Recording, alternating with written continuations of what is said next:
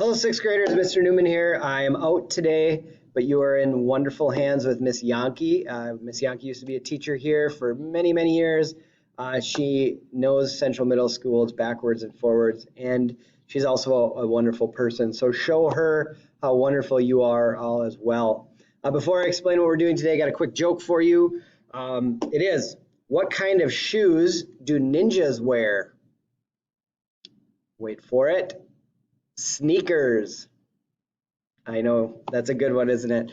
So anyways, today we are going to continue working on Minnesota History Fast Forward from yesterday's class. So yesterday you chose a chapter to continue learning about. These were the chapters we reviewed last week.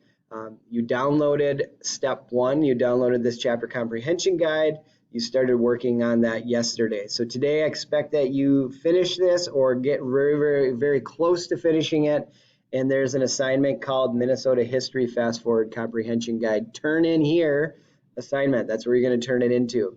If you do get done and you still have time to work on in class, our planning project sheet is also located on the Google Doc that you used from yesterday. Just simply tap here to turn that or to download that. Start filling this out with information that you learned that you found was interesting. At the end of class today, I'm going to ask that with about 10 minutes left, you stop where you're at, and wherever you're at, you're fine. If you're done with the comprehension guide, wonderful. If you are still working on it, that's okay as well. But I want to take some time for you to reflect on how this is going so far. So you're going to scan this QR code. From there, it'll bring you to a Google form.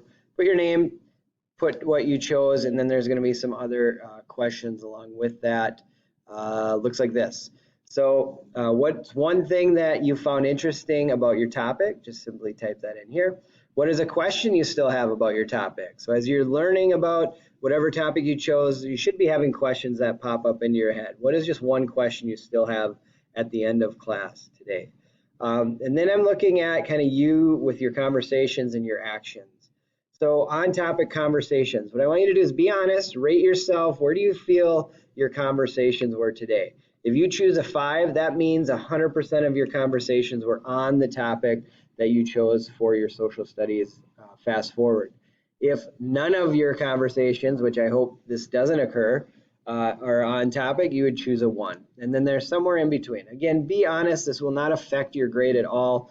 It's just a way for you to kind of self-reflect and see, okay, am I doing my job, or do I need to work on that a little bit?